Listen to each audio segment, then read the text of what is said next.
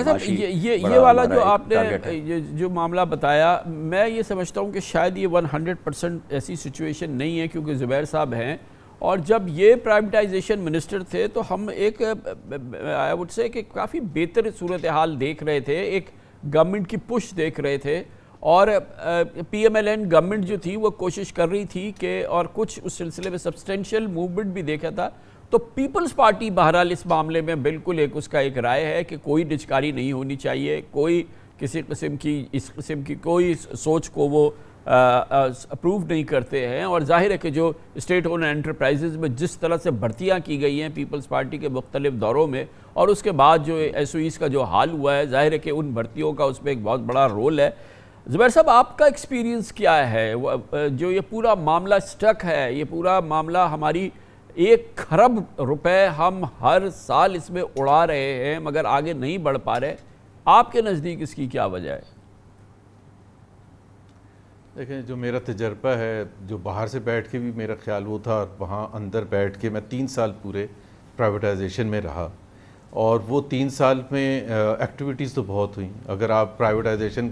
Ministry کے چکر لگاتے تو وہاں ہر وقت کچھ نہ کچھ ہو رہا ہوتا تھا، بیکاز تقریباً 40 اینٹیٹیز تھیں جس کو ہم نے ایکٹیو لسٹ پر ڈال دیا تھا۔ ایکٹیو لسٹ کا مطلب یہ ہے کہ پرائیویٹائزیشن پروسیس شروع ہو گیا تھا، جس میں 9 ڈسکوز بھی شامل تھے، جس کا یونس دھاگا صاحب نے ذکر کیا ہے۔ پاکستان اسٹیل بھی تھا، پی آئی اے بھی تھا، ہاؤس بلڈنگ فائنینس کارپوریشن اور دوسرے ادارے بھی تھے۔ اب اس میں جو میرا ایک فرسٹ چیز تھی جو میں آپ کے ساتھ شیئر کروں گا، کہ جب میرے سے پرائم منسٹر میاں نواز شریف نے کچھ مہینے کے بعد جب میرے سے پوچھا کہ آپ نے اسیسمنٹ کی ہے، آپ کیا سمجھتے ہیں آپ ڈیلیور کر دیں گے، تو میں نے کہا تھا جی اس کے 2 ایسپیکٹس، 2 چیلنجز ہیں، اور بہت بڑے چیلنجز ہیں۔ ایک تو پروفیشنل کام، because it's highly professional work. کسی کی بھی پرائیویٹائزیشن پروسیس کرنا، اس کے لیے آپ فائنینشیل ایڈوائزرز لگاتے ہیں، بہت ڈیو ڈیلیجنس پروسیس ہوتا ہے جو ہائیلی پروفیشنل ہوتا ہے۔ ٹیکنیکل سائڈ ہوتی ہے، فائنینشیل سائڈ ہوتی ہے، ایچ آر ہوتا ہے، مارکیٹنگ ایسپیکٹ ہوتا ہے، وہ تمام چیزیں جو ہیں وہ رن ہوتی ہیں، اور وہ آپ سمجھے بھاری بھرکم ایک بڑے بڑے فولڈرز بنتے ہیں جس میں تمام تفصیلات موجود ہوتی ہیں، چاہے وہ پی آئی اے ہے، چاہے وہ فیسکو، بلکہ ڈسٹریبیوشن کمپنیز کا تو اور زیادہ مشکل ہوتا ہے، بیکاز اس کے جو ٹیکنیکل ڈیو ڈیلیجنس ہے، کیونکہ اتنے میلوں میں پھیلا ہوا ہوتا ہے، جس طرح فیسکو ہے یا لیسکو ہے، اس میں کیا کیا ہے۔ تو میں نے کہا وہ professional work I commit, because اس کے لیے تو ریسورسز اگر میرے پاس ہوں گے،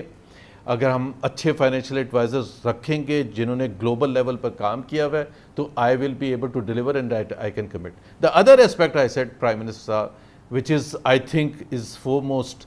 از دا پولیٹیکل ول۔ اور وہ انہوں نے کہا کہ جی آپ کو پتہ ہے ہماری پارٹی تو کمیٹڈ ہے، اور ہم نے مینیفیسٹو کی تیاری کے وقت بھی کام کیا تھا، اس کے بعد یہ 69 اینٹیٹیز کو ہی سیڈ آپ کو کیوں ڈر لگتا ہے کہ پولیٹیکل ول؟ میں نے کہا جی when the moment of truth comes, تو اس وقت وہ ٹیسٹ ہوگا۔ تو انہوں نے میرے سے پوچھا مثال کے طور پر کیا، اور میں یہ آپ کو حقیقت بتا رہا ہوں، تو میں نے کہا کہ جی مثال کے طور پر پی آئی اے کہ ہم لاسٹ سٹیج پر پہنچ گئے،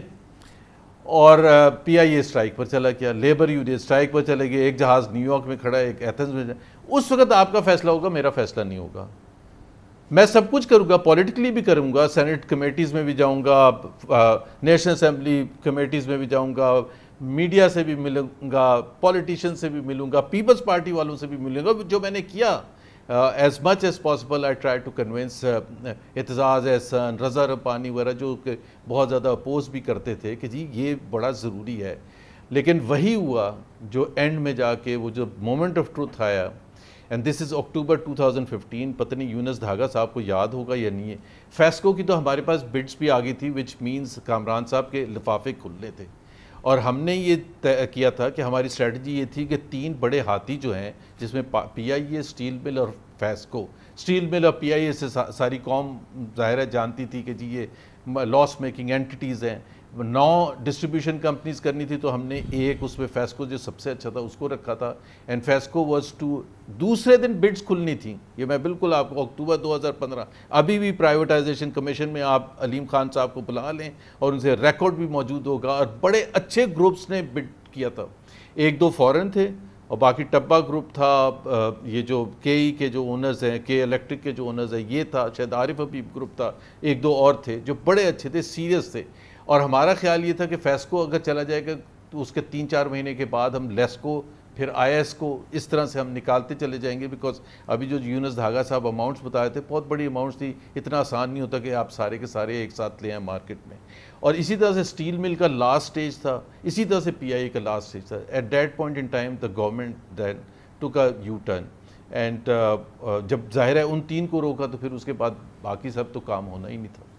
تو ڈاکٹر صاحب اب تو خیر کہانی بہت آگے بڑھ گئی. اب ہم جتنی اینٹیز کی بات کر رہے ہیں ان پہ hundreds of billions of dollar یا tens of billions of dollar تو ان کے ڈیٹس ہیں, ان کے لاسز ہیں. اب کسی کو اگر ہم بلاتے ہیں پہلے تو وہ بھاگ جاتا ہے دیکھ کے کہ یہ نمبرز کیا ہیں, اس کا ہم کیا کریں گے. تو اس کا تو ہمیں پہلے تو پورے اس کا ایک اسٹریٹجک حل ڈھونڈنا ہوگا نا. جیسے ابھی پی آئی اے ہم کرنے جا رہے ہیں تو اب اس کا ہم نے سمہاؤ ایک نتیجہ نکالا, مگر اس کے باوجود ہر 2 مہینے بعد ایک ہم ڈیٹ اناؤنس کر دیتے ہیں. فواد حسن فواد صاحب سے لے کے کرتے تھے, پھر اب اورنگزیب صاحب کر رہے ہیں, اور بیچ پہ بھی ہم کرتے رہے,